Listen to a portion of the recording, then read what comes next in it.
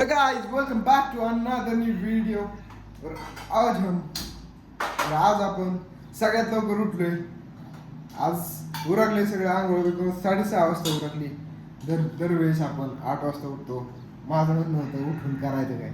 आज आपण 6:30 ला उठून बसलो. मित्रांनो, चला आपण सगळ्यांची प्रतिक्रिया घेऊ. आजी, लवकर उठल्यावर तुला काय वाटते? मी लवकर उठलो त्याच्याबद्दल काय वाटते? चांगलं वाटते.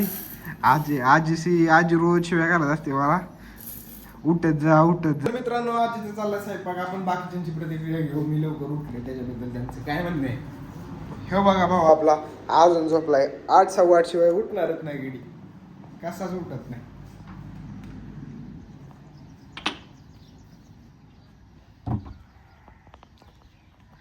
बाप्पू टाकी लवकर. बाप्पू बघा आमचं.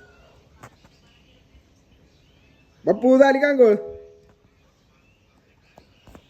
बाप्पू ट्रॉमटाईज झालेत मित्रांनो. आज मित्रांनो तुम्ही पाहू शकता आपली गावाकडची सकाळ. तुम्हाला दाखवतो कसं काय आपलं गाव. सूर्य बघा किती मस्त आहे.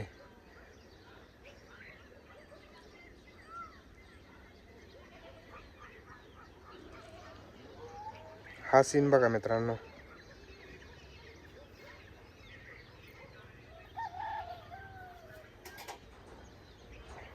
कसं आहे मग आपली वस्ती मित्रांनो? खतरनाक आहे का?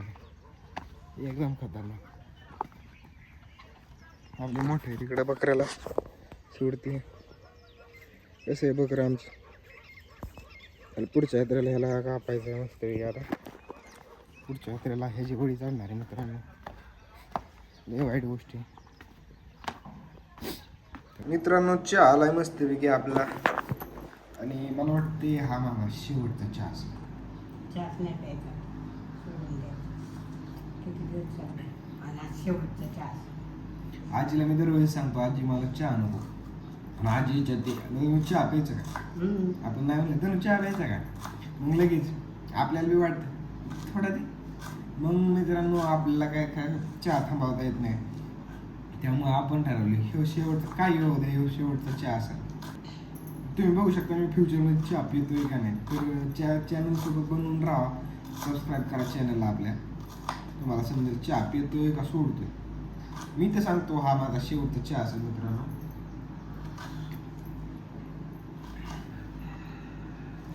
मी चहा सोडतो. मग आजी म्हणते मी तो बरं मी पण सोडते. होय आजी, का तू पिणार? नाही पिणार. आजी पण नाही पिणार मित्रांनो. मी पण चहा सोडते. म्हणू भाऊ तू म्हणला मी तर चहा सोडलायच पण पितो. मग घरात चहा सोडणार नाही बरोबर का आजी? का होईल? हा मित्रांनो, म्हणजे घरात चहा सोडणार नाही बरं का, लक्षात ठेवा. फक्त पाहुणे मंडळी आली तर चहा, नाही तर नाही. शक्यतो कोण पाहुणे येते कोण नाही आपणच असतो. चहा बनावत नाही घरात मला. मनोभाऊ पण चहा नाही देणार. बहुतेक मनोभाऊ उठलाय माया किलबिलीनं.